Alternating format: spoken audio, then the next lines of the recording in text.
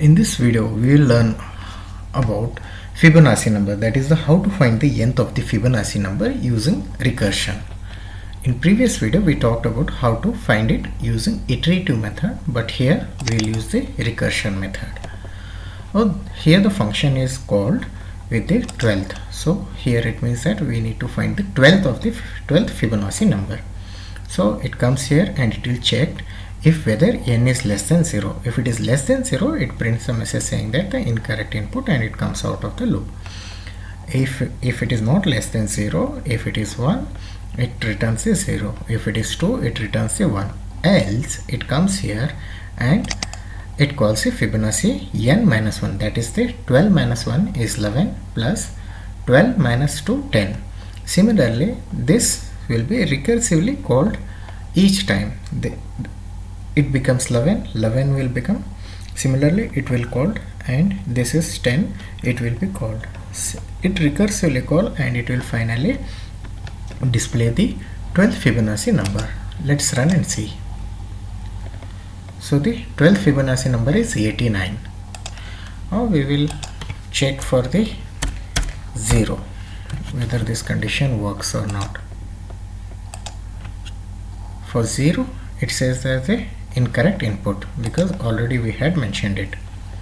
Okay, now run it for 1.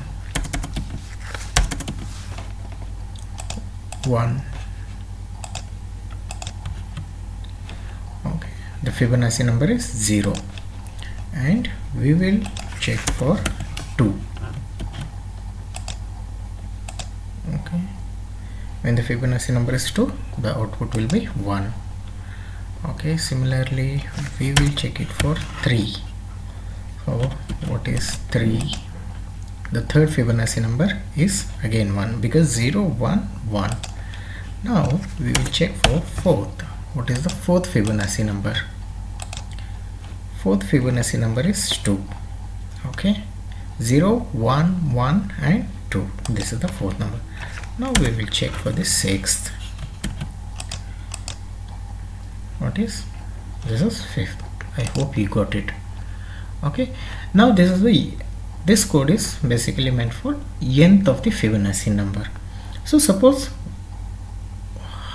we want to generate Fibonacci, all the Fibonacci series till 6th. So how to do this? So let's have a look at the code. Okay, here Fibonacci series. Okay, so this is the Python program to display the Fibonacci series up to nth term.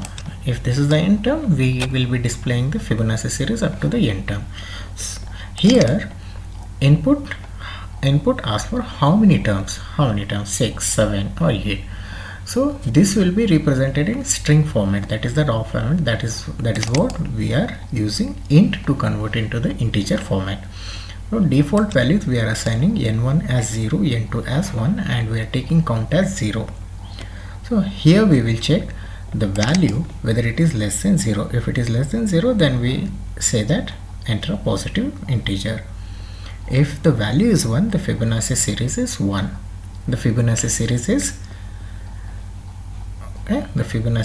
is value, what that is 1. So here print n1, that is 0. Else if the value is not 0, less than 0, if the value is not 1, it comes here the Fibonacci. This logic is used to find the Fibonacci sequence. So we say that count is 0 is less than value. Yes, if it is true, because it's already came here, it's already count is 0, so it is less than value, so it prints the value n1, that is 0. And C is calculated as n1 plus n2, 0 plus 1, that is 1. Here n1 will be assigned value of n2, that is n1 will become 1, n2 will become C value, that is 1, and count will be increased from 0 to 1. Again here comes what is count here now the count is 1. If it is less than 1, just assume the value is 5, 1 is less than 5. So again print n1. Earlier it was 0 n1, now it is 1, and similarly this will be continued till the count becomes 5. because I am just assuming 5, so that's the reason I am saying it is till the less than value. So once it is completed, once this comes out of this loop, finally we are printed with the Fibonacci sequence. Let's see how many terms we will give. 1. Okay, Fibonacci sequence is saying 0. Here now we will run, we will say how many terms. 0 we will say. Now it's saying positive integer, correct. Now we will run and we will say how many. Now we will say 2. 0 and 1. For 3 it should return 0 1 1. The Fibonacci sequence for 3 is 0 1 1. Now for 0 1 1 and 2,